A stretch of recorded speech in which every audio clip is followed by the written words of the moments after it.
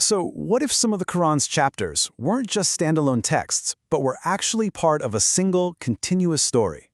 Well, today we're going to dive into a really fascinating framework that suggests exactly that, a kind of hidden narrative that flows right through a specific sequence of chapters. You know, it's a huge question for anyone who really digs into the text.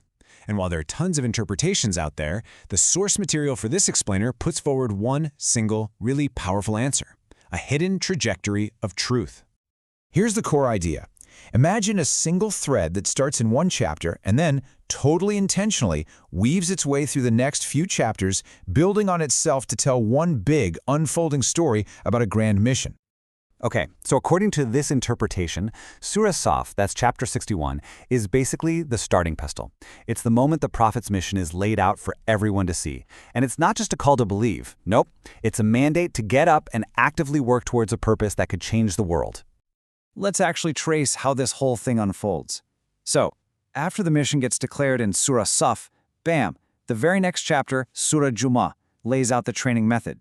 Then, from there, Surah Munafiqun gets real about the internal challenges the community is going to face. Next, Surah Taghabun looks ahead to the ultimate day of truth. Then the focus zooms right in, getting personal with the family unit in Surah Tahrim, before zooming all the way back out to the cosmic scale in Al-Mulk. You see? Each chapter is presented as the logical next step in the story.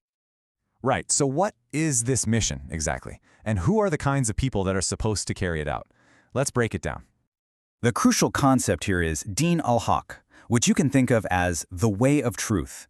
The goal described here isn't just about personal piety, it's way bigger. It's about establishing a system of truth so completely that it becomes the lens you use to see, well, everything, from the entire cosmos right down to your daily life. And a mission this huge requires a very specific type of person. The source material is super clear on this. This isn't about casual get-togethers over, tea and samosa. This is for dedicated, all-in individuals, people who are actively seeking all kinds of truth and are so committed they're ready to give their lives to make sure justice is upheld. And this quote, it just perfectly captures the intellectual engine of the whole mission. It's attributed to the prophet, and it frames this hunt for wisdom not as some passive thing, but as an active search for lost treasure. It's a core part of the job description. Now, this is where it gets really, really interesting. It's how this interpretation sees the mission scaling up. I mean, it doesn't just stay with a few people. It's designed to grow, and grow exponentially. The model is like a blueprint. Step 1, you train these committed individuals. Step 2, these individuals form strong families, which are the core building block of society. Step 3, from these families, a wider community, the Ummah, is built. And finally, the ultimate vision is for this Ummah to grow into a full-blown civilization that influences everything: culture, law, you name it.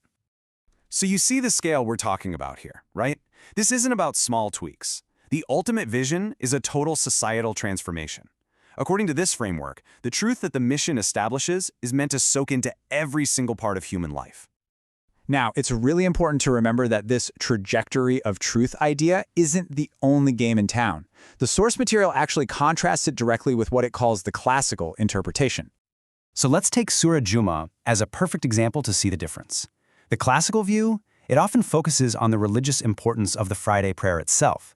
But in this trajectory interpretation, the Jummah prayer gets reframed as something more. It's like a mandatory weekly training and briefing session for the team that's out there carrying out this grand mission. Same text, but a totally different lens. So you might be wondering, why the different takes? Well, the speaker suggests that, historically, classical scholars were sometimes operating under political pressures that kind of limited what they could openly say. The argument is that today's relative freedom allows for fresh perspectives, like this trajectory of truth, to be explored more openly. Okay, so let's bring it all home. What's the end game here? Why does establishing this Din al-Haq matter so much in this framework? Well, the source lays out a very clear chain of consequences. Just look at this flow. It's like a set of dominoes. The argument is that once truth is firmly established, that leads directly to people's rights being recognized. Once you have rights, you can establish real justice. Justice, in turn, is what guarantees peace. And only when you have peace can real, lasting prosperity for everyone begin. So here's the bottom line. In this narrative, truth isn't just some philosophical idea we debate. It's the essential, practical foundation for everything that makes a society work.